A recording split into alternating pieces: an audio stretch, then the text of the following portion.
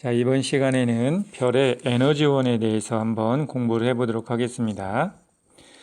자, 오늘 주제는 별의 에너지원이다 라고 하는 거죠. 자, 별의 에너지원은 별이 어떤 단계에 있느냐에 따라서 조금씩 차이가 있습니다. 자, 맨 처음 이제 성운에서 별이 만들어질 텐데, 성운이 수축해서요, 이제 완전한 별이 되기 전 단계, 우리가 흔히 원시별이라고 합니다. 자, 이 원시별 단계에서 누가 에너지원이 되는지 그 얘기부터 한번 시작을 해보도록 하겠습니다. 자, 그래서 맨 처음 뭐라고요?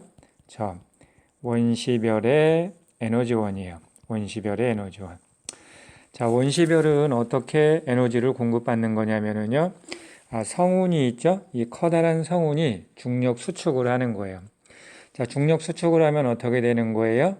위치 에너지가 감소하게 되는 거죠. 자, 그 감소한 위치 에너지의 일부가 별이 방출하는 에너지로 전환이 되는 겁니다. 즉, 원시별의 에너지원은 뭐라고요? 원시별의 에너지원은 중력 수축 에너지다. 자, 그러면 중력 수축 에너지라고 하는 건 뭐냐? 자, 중력 수축을 하게 되면은요. 자, 커다란 성운이 중력 수축을 하게 되면 이런 거예요. 자, 이따만 했던 성운이 요만하게 수축을 하는 거죠. 그럼 여기 있던 애가 여기로 내려간 거죠? 어떻게 된 거라고요? 위치 에너지가 감소한 거예요. 위치 에너지가 감소한다. 자, 이때 감소한 위치 에너지에 의해서 그 감소한 위치 에너지의 일부는 운동 에너지가 되는 거예요. 운동 에너지. 그리고 일부는 뭘로 방출이 되는 거예요? 빛과 같은 복사 에너지로 방출이 되는 겁니다. 자, 이때 일부가 운동 에너지로 바뀐다라고 했는데요. 자, 운동 에너지로 바뀌어서 어떻게 되는 거예요? 입자들의 운동을 빠르게 하는 거예요. 자, 그 운동이 빠르다 느리다를 나타내는 게 바로 온도가 되는 겁니다. 즉, 중력 수축으로 인해서 위치 에너지가 감소하면 감소한 위치 에너지의 절반은 운동 에너지로 바뀐다. 즉, 뭘로 바뀐다? 온도를 상승하는 것으로 바뀐다라는 얘기죠. 그래서 운동 에너지로 바뀌었다라는 얘기는 내부 온도를 상승시킨다라고 한 것하고 똑같은 말이에요. 자, 그리고 절반 정도가 어떻게 된다고요? 복사 에너지로 방출이 됩니다. 자, 이것이 바로 뭐가 되는 거라고요? 별이 빛을 방출하게 되는 거죠. 이게 경우에 따라서는 빛이 아닐 수도 있어요. 복사 에너지는 뭐라고요? 전자기파의 형태의 에너지를 얘기하는 거죠. 전자기파 중에서 우리 눈에 보이는 것을 빛이라고 하는 거죠. 빛보다 파장이 짧은 자외선도 있고요. 파장이 긴 적외선도 있어요. 자, 이때 뭐를 방출할 수도 있다? 빛을 방출할 수도 있고, 처음에 온도가 낮을 때는, 그쵸? 적외선을 방출할 수도 있는 겁니다. 다시 한번 정리하면, 자, 처음 성운이 수축해서 별이 만들어지는 단계, 그 단계 에너지원은 뭐다? 중력 수축 에너지이다. 자, 그럼 중력 수축 에너지는 뭐다? 그쵸? 커다란 성운이 이와 같이 중력 수축을 한다. 그러면 위치 에너지가 감소하게 되는데, 감소한 위치 에너지의 절반은 운동 에너지, 절반은 복사 에너지로 전환된다. 운동 에너지로 전환된 것은 내부의 온도를 높이고, 복사 에너지로 전환된 것이 빛으로 방출된다 라고 하는 얘기죠. 자, 이때 질량이 라지엠인 성운이 있었다라고 생각을 해보세요. 질량이 라지엠인 성운이 중력 수축을 했어요. 얼마만한 사이즈까지 중력 수축을 했냐면 반지름이 라지 R인 사이즈까지 중력 수축을 하게 되면 이때 방출된 중력 수축 에너지의 양은 얼마가 되냐면요. 이때 감소한 위치 에너지의 양은 R분의 Gm 제곱이 돼요. 따라서 이때 방출된 중력 수축 에너지는요. 뭐가 되는 거라고요? 복사 에너지로 방출되는 애를 얘기하는 거예요. 이것의 절반입니다. 그래서 커다란 성운이 반지름 R로 중력 수축을 했다. 이때 얘가 중력 수축하면서 방출한 복사 에너지의 양은 얼마가 된다? 2R분의 Gm 제곱이 된다라고 얘기를 합니다. 자, 이러한 방식으로 태양을 만드는 성운이 이제 태양과 같은 별로 중력 수축을 하는 경우를 생각을 해보면은요, 여기다 태양의 질량, 여기다 태양의 반지름을 집어넣으면 되겠죠? 그럼 얼마만큼의 에너지가 방출되는지 계산이 될 거예요. 이 값을 태양이 단위 시간 동안 방출하는 전체 에너지의 양, 광도로 나눠보게 되면 뭐가 계산이 되는 거예요? 태양이 과연 현재와 같은 에너지를 몇 년 동안 지속적으로 방출할 수 있느냐가 계산이 됩니다. 즉, 태양이 지금과 같은 에너지를 방출해온 시간이 결정이 돼요. 곧 뭐가 되는 거예요? 태양의 수명이 되는 거죠. 근데 이와 같은 중력 수축 에너지로 계산된 양을 가지고 계산을 해보게 되면 태양이 현재와 같은 에너지를 지속적으로 방출할 수 있는 시간은 대략 1600만 년밖에 안 됩니다. 근데 태양의 수명은 얼마예요? 태양의 지금 나이는요, 약 50억 년 정도를 추정을 하고 있는 거죠. 자, 따라서 태양의 에너지원은 뭐가 아니다. 중력 수축 에너지는 아니다라고 하는 거죠. 자, 그러면 태양의 에너지원은 뭐냐? 다 알고 있죠? 바로 수소, 핵융합 에너지가 되는 거죠. 자, 여하튼 이 중력 수축 에너지는 어떤 단계에서 성운이 수축해서 별이 탄생하는 단계에서 에너지원으로 작용하고 있다라고 하는 얘기죠. 자, 그러면 두 번째, 태양과 같은 별의 에너지원은 그럼 뭐냐 이거예요. 자, 태양은요, 뭐라고요? 태양은요, 주기혈성이에요. 주기혈성. 자, 여러분들 주기혈성을 전 시간에 우리가 정리하면서 어떤 얘기를 했냐면 중심부에서 뭐가 일어나고 있다? 그렇죠. 수소, 핵융합이 일어나고 있는 별을 주기혈성이라고 하는 거예요. 자, 그러면 우리가 가장 잘 알고 있는 누구도 태양도 주기혈성인 거예요. 자, 그러면 주기혈성의 에너지원은 뭐냐? 중심부에서 수소 핵융합이 일어나고 있으니까 바로 얘의 에너지원은 뭐다? 핵융합 에너지이다. 핵융합 에너지이다. 라고 하는 것을 쉽게 알 수 있죠. 자, 그럼 핵융합 에너지라고 하는 건 뭐냐? 이거 1학년 때도 공부해서 다 기억하고 있죠? 자, 아인슈타인의 질량, 에너지, 등가의 원리에 의하면 E는 mc 스퀘어가 되는 거죠. 자, 이게 뭐예요? 에너지고요. 얘는 뭐예요? 질량. 자, 그 다음 얘는 뭐가 되는 거죠? 광속이 되는 거죠. 자, 그래서 이 식이 의미하는 건 뭐라고요? 에너지와 질량은 같다 이 얘기예요. 즉, 질량이 에너지로 바뀔 수 있고 에너지가 또 뭘로 바뀔 수도 있다. 질량으로 바뀔 수도 있다라고 하는 거죠. 자, 이때 질량이 m이 있어요. 이 질량이 m인 물질이 에너지로 바뀐다라고 했을 때 얼마만큼의 에너지가 생성이 된다는 거예요? 질량 m에다가 광속의 제곱을 한 것을 곱한 만큼의 에너지로 바뀌게 된다는 거죠. 자, 그러면 이렇게 질량 에너지 등가 원리에 의해서 이제 뭐가 일어나게 되면 저 핵융합이 일어나게 되면 질량이 감소해요. 그리고 감소한 질량이 뭐로 바뀌게 되는 거였어요? 에너지로 바뀌게 되는 거였죠. 자, 핵융합에서 가장 기본이 되는 핵융합이 뭐예요? 원자 번호 1번이 수소가 핵융합을 하는 거죠. 그래서 그게 수소 핵융합이 되는 거고요. 자, 수소 핵융합은 어떻게 되는 겁니까? 수소 원자 핵 4개가 융합을 하는 거죠. 그래서 뭐가 하나 만들어지는 거예요? 헬륨 원자 핵 하나가 만들어지는 거예요. 자, 그런데 수소 원자 핵은요, 양성자 하나로 구성되어 있죠.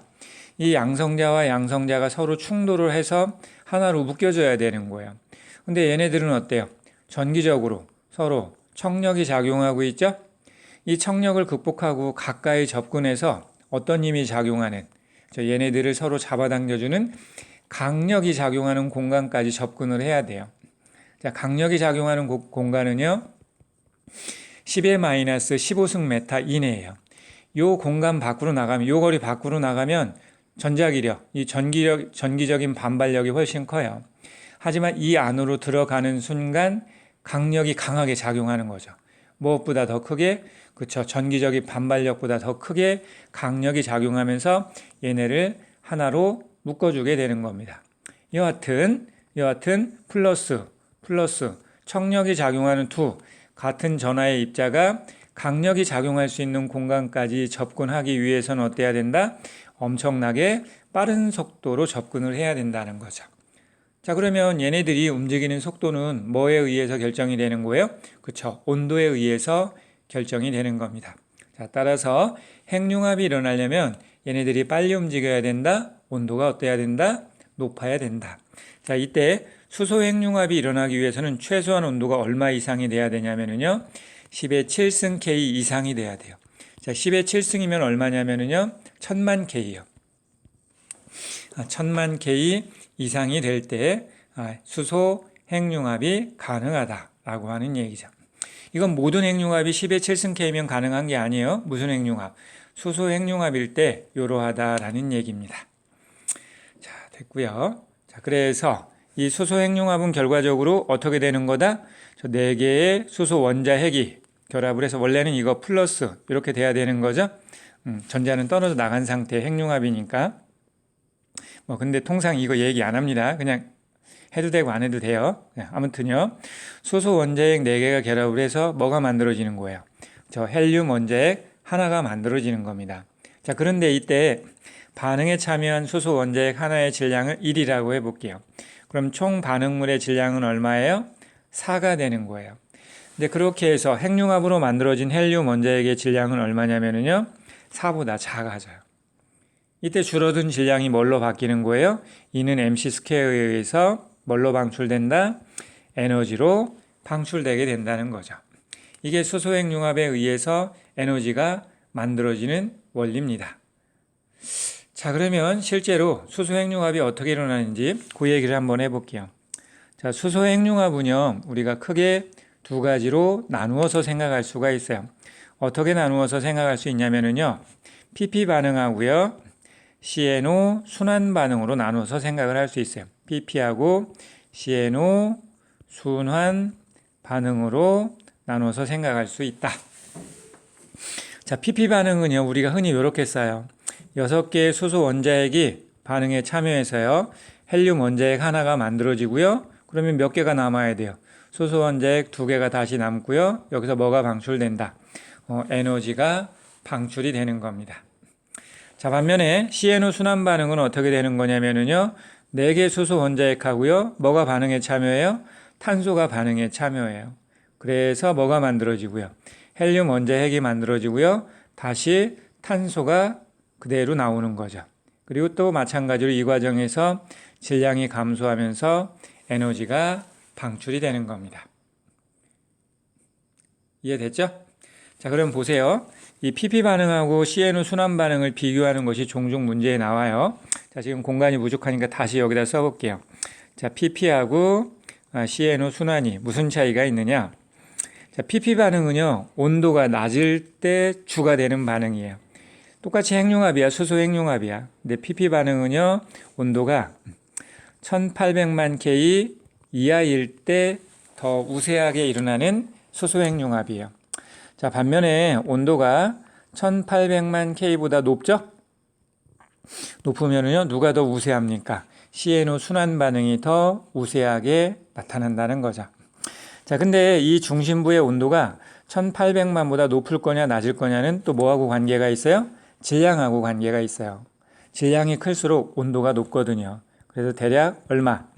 태양 질량의 1.5배보다 작으면 중심부의 온도가 1800만 K보다 낮은 거죠. 반면에 태양 질량의 1.5배보다 더 크면 중심부의 온도가 1800만 K보다 높아지면서 뭐가 더 우세해진다. CNO 순환 반응이 더 우세해진다는 거죠. 이게 책마다 조금 차이가 있어요. 이걸 태양 질량의 1.5배라고 하는 경우도 있고 태양 질량의 2배라고 하는 경우도 있어요. 이거는 초기값을 어떻게 넣느냐에 따라서 결과가 달라지는 거기 때문에 학자마다 조금 다른 거예요. 아직도 우리가 정확하게 뭐다라고 얘기하기는 그런데 아무튼 1.5 내지 2배 요게 기준이 되는 거예요. 이 1800만 K도 마찬가지로 뭐 2000만 K라고 그렇게 서술하는 책들도 있어요. 그러니까 너무 숫자에 연연할 필요는 없다라고 하는 거죠. 그러니까 이걸 1800만이라고 해놓고 1900만이라고 해놓고 어떤 게 맞느냐? 또는 이게 태양 질량의 1.5배다? 그러면 2배다. 해놓고 어떤 게 맞느냐라고 물어보는 경우는 없다는 거죠. 자, 아무튼요, 이러한 차이가 있고요. 자, PP 반응을 또 한번 얘기를 해보게 되면 이 PP 반응하고 CNO 순환 반응을 보았을 때 누가 에너지 생성률이 더 좋으냐면 에너지 생성률이 CNO 순환 반응이 훨씬 더 좋습니다. 그리고 PP 반응은 온도하고 그렇게 민감하지 않아요. 근데 CNO 순환 반응은요, 온도에 무지 민감해요. 얘는 뭐 온도의 서너 제곱이에요. T의 몇 제곱, 이 제곱이 작다는 거예요. 근데 반면에 CNO 순환 반응은요, T에 비례하는데, 둘 다 T에 비례하는데 이 지수가 어때요? 무지하게 커요. 막 한 17제곱 그렇게 됩니다. 그러니까 온도 차에 따라서 이 반응의 속도가 확 달라지는 거죠. 에너지 생성률이 얘는 온도가 조금 높아지면은요, 확 커지게 되는 거예요. 온도의 17제곱에 비례하니까. 그만큼 민감하다라는 얘기고요. 자, 그 다음에 얘는 지금 CNO 순환 반응이라고 했는데요. 이 탄소는 무슨 역할을 한다? 탄소는 핵융합에서 촉매 역할을 한다는 거예요. 그래서 처음에 탄소가 여기서 이렇게 투입됐죠. 그 다음에 결과적으로 종국에도 또 뭐가 나오는 거예요. 탄소가 그대로 나옵니다. 그러니까 반응에 참여해서 자신은 변화가 없는 것, 반응 속도만 촉진시켜주는 것을 우리가 촉매라고 하는 거죠. 그래서 CNO 순환 반응에서 탄소는 촉매의 역할을 한다라고 하는 얘기죠. 자, 그 다음에요. 이게 가끔 이렇게 나오면 조금 헷갈려하는 사람이 있는데 이거 좀 해볼게요. 자, PP 반응은 그러면 그 반응 과정을 뜯어보면 어떻게 되는 거냐면 이렇게 돼요. 자, 수소 원자핵이 하나가 있고요. 또 수소 원자핵이 하나가 있어요. 얘네가 이제 융합을 합니다. 그럼 뭐가 만들어지냐면 그렇죠. 똑같아요. 얘도 수소 원자핵이에요. 근데 중수소. 이거 무슨 얘기입니까? 이거는 양성자수고요. 이거는요, 질량수예요. 양성자 하나니까 질량수도 1인 거예요. 근데 얘는 뭐예요? 양성자 하나죠. 근데 질량수는 2예요. 어떻게 질량수가 2가 돼요? 양성자 하나에다가 중성자가 하나 있으니까 질량수가 2가 된 거예요. 얘는 무슨 수소예요? 중수소예요. 중수소가 된 겁니다. 무슨 얘기인지 이해되죠? 지금 얘네는 양성자 하나, 양성자 하나인 거예요. 근데 얘는 뭐가 된 거예요? 양성자 하나, 요 속에 중성자 하나가 있는 거예요. 어떻게 된 겁니까? 여기에 있던 양성자가, 그렇죠? 여기다 써볼까요? 양성자가 어떻게 된 거예요? 중성자로 바뀐 거예요. 자, 양성자가 뭐를 방출하면 중성자로 바뀔 수 있겠어요? 플러스 전하를 방출하면 되겠죠? 이 플러스, 이걸 양전자라고 합니다. 양전자를 방출하면서 이런 걸 베타 분계라고 해요. 양전자를 방출하면서 중성자로 바뀐 겁니다. 의미 이해됐죠? 자, 이렇게 만들어진 중수소가 다시 또 누구하고 반응을 하는 거예요? 수소 원자핵하고 반응을 하죠. 그럼 얘는 몇 개요? 양성자 2개, 그 다음에 중성자 하나가 있는 거예요. 이게 그대로 융합을 해서 양성자 2개, 거기에다 중성자 하나. 그럼 질량수는 3개가 되는 거죠. 양성자가 2개면 원자 번호가 몇 번이에요? 2번인 거잖아요. 자, 그러니까 원자 번호 2번, 헬륨이 된 거예요. 헬륨 원자핵이에요. 통상적으로 헬륨 원자핵은 질량수가 4죠? 근데 얘는 3짜리예요. 자, 지금 이 과정에서 이렇게 해서 여기 이렇게 가는 과정에서 수소 원자핵이 몇 개가 사용이 됐어요? 하나, 둘, 3개가 사용이 됐어요. 3개가 사용이 돼서 헬륨 원자핵, 질량수가 3인 헬륨 원자핵이 하나가 만들어졌어요. 그럼 어떻게 되는 거냐? 3개가 수소 원자핵 3개가 참여해서 질량수 3인 헬륨 원자핵이 하나가 만들어졌고요. 또 3개가 참여해서 질량수가 3인 헬륨 원자핵이 또 하나 만들어지는 거예요. 그럼 이때 반응에 참여한 총 수소 원자핵은 몇 개예요? 여기서 3개, 여기서 3개, 6개예요. 자, 얘네가 다시 반응을 해요. 그럼 뭐가 되느냐? 질량수가 4인 헬륨 원자핵이 만들어져요. 자, 그러면 자, 이거 보세요. 양성자 2개고요. 질량수가 4이면 중성자 2개라는 얘기예요. 이거 보세요. 양성자 2개고요. 질량수 3이면 중성자 하나예요. 여기도 마찬가지죠. 양성자 2개, 중성자 하나예요. 그럼 여기 지금 이 질량수 4는 양성자 2개, 중성자 2개잖아요. 이 중성자 2개가 여기로 간 거예요. 그리고 양성자 2개가 여기로 갔죠. 뭐가 남아요? 여기 양성자 2개가 남잖아요. 자, 양성자 하나가 수소 원자핵이 되는 거죠. 다시 어떻게 된다고요? 자, 수소 원자핵 2개가 남게 되는 거예요. 그래서 아까 뭐라고 표현을 했었어요? 지금 이 과정에서 보면 수소 원자핵이 6개가 반응에 참여했잖아요. 그 결과로 헬륨 원자핵이 하나 만들어지고 다시 어떻게 되는 거예요? 수소 원자핵이 2개가 다시 되돌아오게 되는 겁니다. 그래서 위에 써줬던 어디 갔죠? 위에 써줬던 이와 같은 반응식이 나오게 되는 겁니다. 자, 이미 이해됐죠? 자, 그렇게 되는 거고요. 자, 그러면 이번에는 또 CNO 순환 반응도 한번 알아봐야 되겠죠? 자, 이거를 여러분들한테 꼭 외우라고 하는 게 아닙니다. 자, 한번 들어보라는 얘기예요. 들어보기만 하면 됩니다. 자, 그럼 이번에는 CNO 순환 반응 과정에 대해서 한번 알아보도록 합시다. 자, CNO 순환 반응 과정은요, 일단 CN, CNO, NC 이렇게 나뉘어질 수 있어요. 자, 탄소예요. 탄소는 원자번호 6번이죠. 양성자가 6개고요. 또 중성자 6개라 질량수 12가 돼요. 자, 여기에서 이제 수소 원자핵이 하나가 들어가는 거예요. 자, 그러면 양성자 하나니까 양성자 7개가 되죠. 자, 그래서 양성자 7개인 질소가 되는 거죠. 질소 원자핵이 되는 거고, 질량수는 양성자 하나만 들어갔으니까 하나 더 추가해서 13이 되는 거예요. 자, 여기를 띄워놓은 이유는 여기서 베타 붕괴가 일어나기 때문에 그래요. 아까도 얘기했지만 양성자가 중성자로 돼요. 뭐를 방출하면서? 양전자를 방출하면서 베타 붕괴입니다. 자, 그래서 다시 얘가 뭐가 된다는 거예요?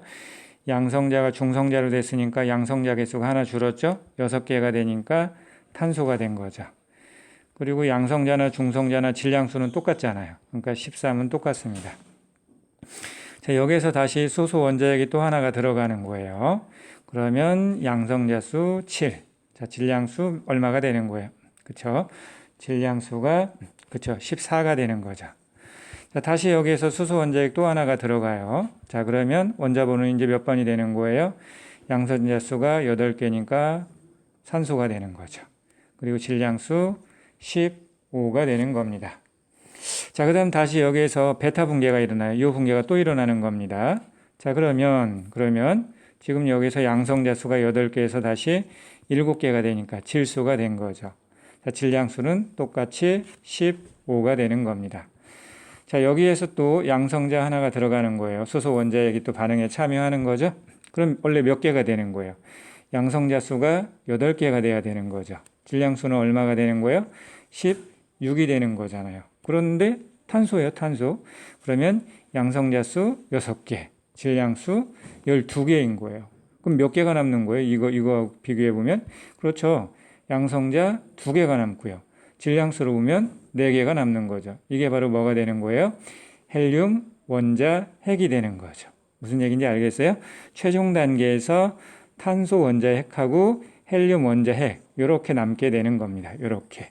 그래서 반응 처음에 탄소 원자핵이 있었죠? 반응이 끝난 다음에 탄소 원자핵은 다시 원상태로 되돌아오는 거예요. 그러면서 헬륨 원자핵이 하나가 만들어지는 거죠. 이 과정에서 수소 원자핵이 몇 개가 들어갔어요? 4개가 들어간 거죠. 그래서 이걸 우리가 간단하게 뭐라고 쓰는 거예요? 탄소 원자핵에다가 수소 원자핵 4개가 반응에 참여해서 다시 탄소 원자핵은 원래 상태로 되돌아오고 뭐가 만들어지게 되는 거예요? 헬륨 원자핵이 하나가 만들어지게 되는 거죠. 중간 과정에서 질소도 생기고 산소도 생기는 거죠. 그래서 우리가 뭐라고 한다? CNO 순환 과정, CNO 순환 반응이라고 표현을 하게 되는 겁니다. 의미 이해됐죠? 자, 이렇게 반응을 이해를 해두면 되겠어요. 자, 그래서 얘네들의 차이를 그래프로 이렇게 비교하는 경우도 있어요. 자, 뭐냐면 가로축이 온도고요. 세로축이 에너지 생성률이에요. 에너지 생성률. 자, 그래프를 그려보면 어떤 그래프가 그려지냐면, 자, PP 반응은요, 이런 식의 그래프가 그려져요. 이런 식의. 반면에 CNO 순환 반응은 어떤 그래프가 그려지냐면, 이런 그래프가 그려져요. 얘가 CNO 순환이고요. 얘가 PP 반응이에요. 누가 더 온도에 민감하다는 걸 알 수 있어요? CNO 순환이 온도에 더 민감하다는 걸 알 수 있죠. 자, 그 다음에 요 교차점이 바로 얼마라고 보면 되냐면, 1800만 K라고 보면 되는 거예요. 1800만 K보다 낮을 때는 에너지 생성률이 누가 더 높아요? 그렇죠. PP 반응이 CNO 순환보다 높아요. 하지만 1800만 K를 넘어서게 되면은 그렇죠. CNO 순환이 PP 반응보다 에너지 생성률이 훨씬 더 높은 값을 갖게 된다는 거죠. 자, 이제 마지막 얘기입니다. 세 번째. 자, 이제 주계열성의 에너지원은 뭐라고요? 수소 핵융합이에요.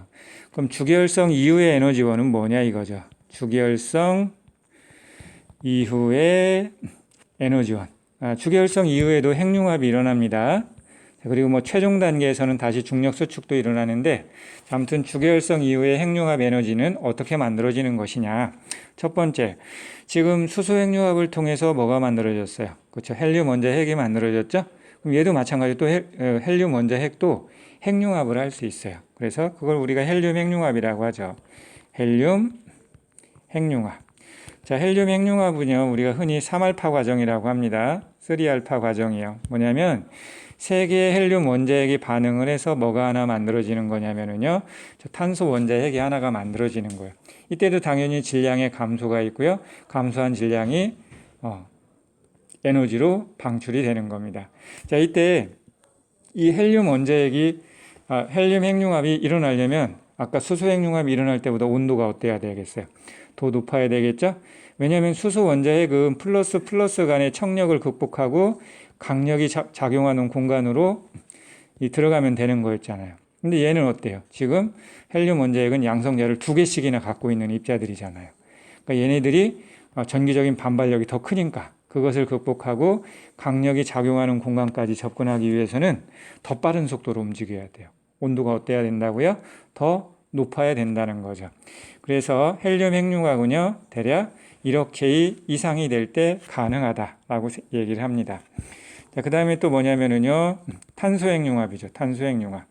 자, 탄소 핵융합은요, 탄소 원자핵이 이제 융합을 해서 뭐가 만들어지는 거예요? 산소, 네온, 마그네슘과 같은 것들이 만들어지고요. 얘는, 그쵸. 양성자가 더 많은 거잖아요. 전기적 반발력이 더 큰 거죠. 그러니까 반응에 필요한 온도가 더 높아요. 8억 K 이상이 돼야 됩니다. 자, 그 다음 또 뭐가 있냐면요, 산소 핵융합이요. 산소 핵융합.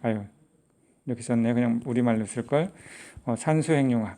자, 산소 핵융합을 통해서요, Mg나 뭐 SI나 S가 만들어지는 거예요.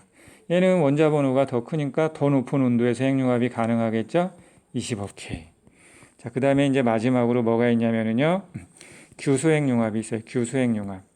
자, 규소 핵융합은요, 규소가 핵융합을 하는 거예요. 물론 여기서 원료가 딱 규소만 쓰이는 건 아니에요. Mg, Si, S가 다 쓰여요. 그래서 얘네들이 결과적으로 핵융합을 통해서 뭐가 만들어진다? 철이 만들어진다. 자, 이때 필요한 온도는 얼마가 된다? 30억 K 정도가 된다라는 얘기예요. 자, 여기 보세요, 여러분들. 이쪽으로 갈수록 핵융합에 필요한 온도가 높아져요. 그런 정도만 알면 되지, 뭐 헬륨 핵융합은 몇 도, 탄소 핵융합은 몇 도, 뭐 규소 핵융합은 몇 도, 그런 것까지 외울 필요는 없다는 거예요. 뭐만 파악하면 되는 거예요? 경향성만 파악하면 되는 겁니다. 그래서 경향성은 뭐라고요? 자, 원소가 자꾸 무거워진다. 즉 헬륨, 탄소, 산소, 규소 무거워지죠. 자, 원자 번호가 증가할수록, 즉 무거워질수록 어떻게 되는 거예요? 전하량이 증가하잖아요. 전하량이 증가하면 어떻게 된다고요? 전기적인 반발력, 청력이 증가하게 되는 거죠. 그 청력을 극복하고 강력이 작용하는 공간으로 들어가서 핵융합이 일어나려면 어때야 돼요? 핵융합을 위해서 얘네들이 강력이 작용하는 공간으로 접근하기 위해서는요, 어떻게 해야 된다고요? 더 빠른 속도가 필요한 거죠. 전기적인 반발력이 크니까. 자, 더 빠른 속도는 누가 제공해 주는 거예요? 온도죠, 온도. 그래서 온도가 더 높아야 한다는 거죠. 그래서 원자 번호가 큰 핵융합일수록요, 전기적인 반발력이 크다, 더 빨리 움직여야 핵융합이 가능하다, 온도가 높아야만 반응이 일어날 수 있다라는 얘기죠. 근데 별에서는 뭐예요? 별에서는요, 내부 온도는 누가 결정한다고요? 질량이 결정해요. 질량이 클수록 중심부의 온도가 높아지는 거거든요.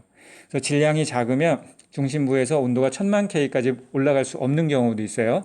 그러한 경우에는 수소 핵융합이 일어날 수 없고 진짜 별, 주계열성으로 진화할 수 없는 거예요. 자, 반면에 질량이 큰 별은 어떻게 되는 거예요? 수소 핵융합 이후에도 헬륨 핵융합, 탄소 핵융합, 그리고 규소 핵융합까지 모든 핵융합이 다 일어날 수 있는 거죠. 그래서 별의 일생에서의 최종 단계는 핵융합이 어떤 단계까지 일어나느냐가 그거 중요해요. 근데 그걸 누가 결정한다고요? 온도, 즉 별의 질량이 결정한다는 거죠. 그래서 별의 최종 단계는 질량이 결정을 하는 겁니다. 자, 아무튼요. 자, 지금 요 얘기까지 했고요. 마지막으로 네 번째예요. 지금 보게 되면 핵융합을 우리가 규소 핵융합까지만 얘기를 했어요. 철이 만들어지는. 왜 거기까지만 얘기를 했냐면 이겁니다. 철보다 무거운 원소가 이제 핵융합을 통해서 만들어질 거예요. 근데 이 철보다 무거운 원소는요, 핵융합이 일어날 때 질량이 증가합니다. 지금 철보다 가벼운 애들은요, 핵융합 과정에서 어떻게 됐어요? 반응 전과 후에. 그렇죠? 반응 후에 질량이 줄어들었죠? 근데 철보다 무거운 원소가 만들어지는 핵융합일 때는요, 반응 후에 대려 질량이 증가해요. 이거 질량이 증가한다는 건 뭐예요? 질량이 증가한다는 것은 에너지를 흡수했다는 얘기예요. 이거 중요한 겁니다. 자, 따라서 철보다 무거운 원소는 언제? 그렇죠? 핵융합이 아니고 핵이 분열하는 거예요. 핵 분열 시에 질량이 감소합니다. 이거 질량이 감소한다는 건 뭐예요? 저 에너지를 방출한다는 얘기죠. 아시겠습니까?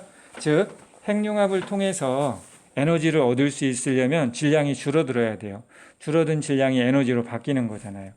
에너지를 얻을 수 있는 건 어디까지만이라고요? 철까지만이라고요. 철보다 무거운 애들은 되려 핵융합 때 에너지를 흡수하면서 질량이 증가해요. 그러니까 철보다 무거운 애들한테서 우리가 에너지를 얻으려면 어떻게 하면 되는 거예요? 핵 분열을 시키면 되는 거예요. 얘네들은 분열될 때 어떻게 된다고요?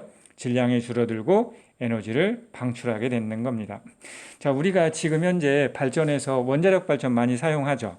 이 원자력 발전이 바로 그런 거예요. 우라늄, 플루토늄과 같이 이 원자 번호가 큰 애들이에요. 얘네들은 원자 핵이 불안정하거든요. 이것을 쪼개놓는 거예요. 핵 분열을 일으키는 거죠. 그럼 이 분열 전과 후의 질량을 비교해 보게 되면 분열 후에 질량이 줄어들어요. 줄어든 질량이 뭘로 바뀌는 거죠? 그렇죠. 에너지로 바뀌는 겁니다.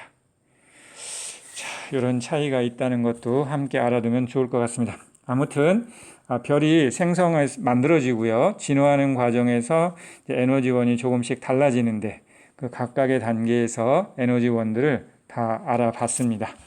자, 오늘도 1시간 동안 수고 많으셨습니다.